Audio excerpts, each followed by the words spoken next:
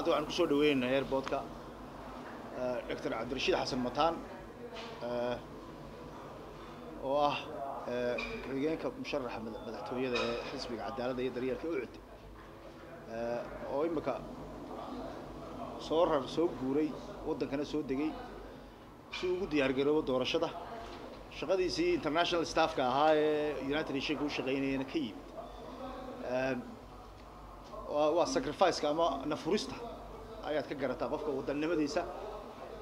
nina shaqadiisii shaqo yar ku dagaalamaya oo wax walba uu dadka u burburinaya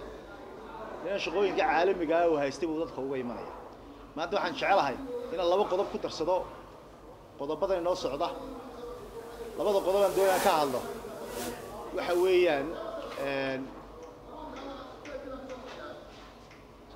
labada qodob aan jecelahay inaan ka hadlo waxa weeyaan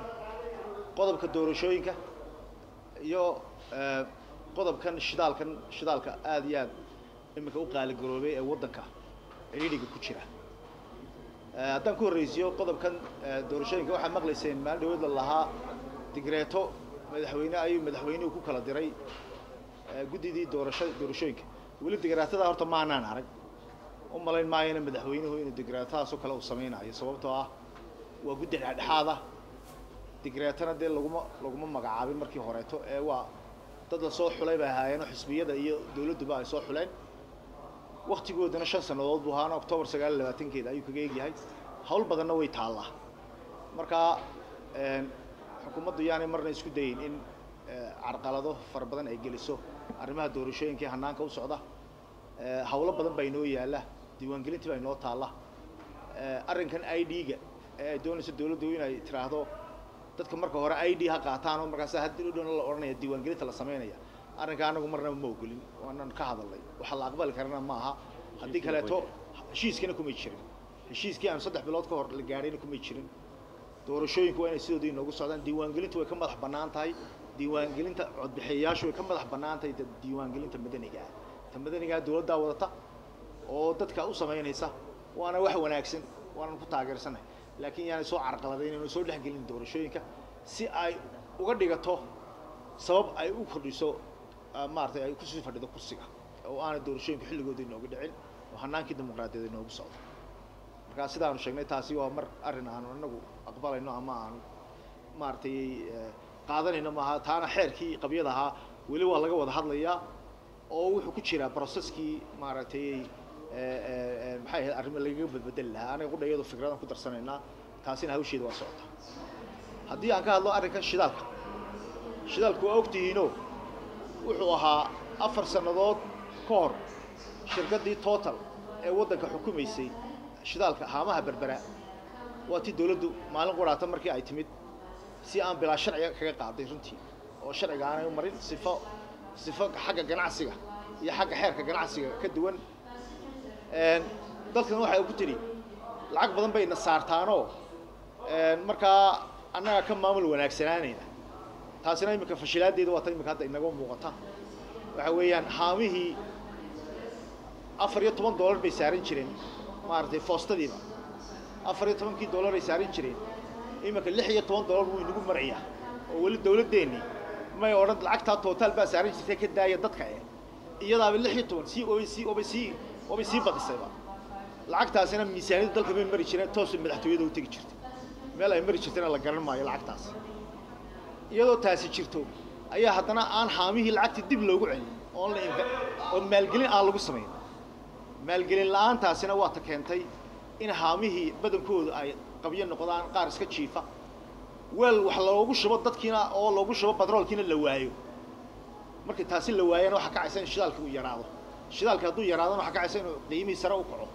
qiimihii sare hadduu kacana waxa dhacaysa in badeecadihii kale ee maciishada ee ku xeernaa sida bariiskii baastadii laydkii waxaasoo kale inay sare u kacaan noloshii baa ku qaali garoobaysa haddaba maamul xumada ay dawladdu bilaabatay waxaan leenahay haamaha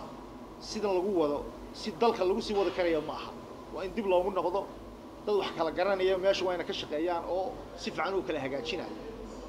laakiin nidaamkan lacagtun guro ah oo meesha dib waxba ugu celin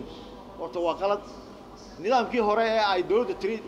hadda ka bacdi waxaan ku wareejin doonaa dadka maartay muwaadiniinta ana weli laguma wareejin canshuurtiina dusha laga sii saaray war waxaan leeyahay waxaynu nahay dalka qaali noloshii sii qaali garoobeysa magaalada Hargeysa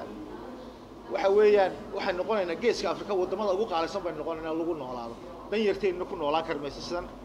waxa aynu hore u sii wada karayno maaha waxaan anigu kula talinayaa oo aan jecelahay xukuumaddu inay eegto danta dayarta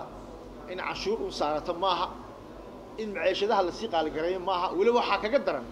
hal mar haday qaali garoobaan de hoos uma dhacaan dawad garanaysaa oo imika meedaan maqal shidaalkii caalamka ayaa sare u kacay maaha shidaalku markuu sare u kaco saddex meelood baa saameeya ama maamulka xumaada ama dawladda canshuuraha kordhisa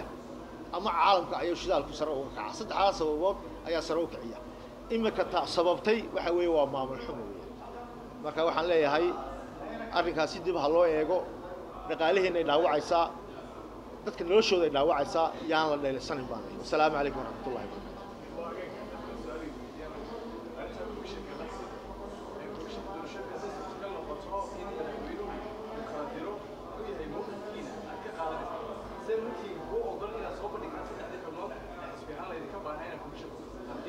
anagu diyaar baan u nahay xubnaha iyaga soo magacaawno sida ogtiin commissionku anagu labada xisbi ee macaaridba way ka biyadiideen structure-kan uu dhisan yahay oo waxay yiraahdeen de mid iyo mid shan madaxweynaha soo magacaabo de maadan mid suurta galaysa maaha madaxweynaha imika hadda joogaana markuu macaaridka ahaa waraaqihii uu qoray waa la hayaa isagoo ka soo horjeeda markuu macaaridka ahaa anagu diyaar baan u nahay inaan xubnaha iyaga soo magacaawno laakiin waxaan leeyahay de commissionku wuxuu ku joogaa sharciga in la raaco weey dalkeena hadduu bilaa sharci noqdo mashaakil madaxweynuhu waanu eega sharciyada siinaysa inuu isagu kala diri karayo guddi dhexdhexaada oo doorashooyinka waa hadday jirto weey weli mayna arag digreetada la sheegayo waa hadday jirto anagu maana laakiin u malayn maayo de madaxweynuhu caqli buu leeyahay inuu kala dirayo si ay wadanka doorashada u suurto gasho hawlihiisana u socdaan laakiin anagu diyaar baan nahay xisbi ahaan markii loo baahdo inaan soo magacaabo xubnaha iyaga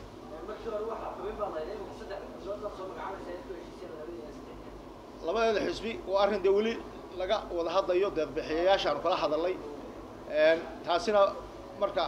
labada xisbi kaliya ma hadee xisbiga dawladda laftirkeedu waa la isaga imanayaan go'aan la wada qaadan insha Allah. Assalaamu calaykum.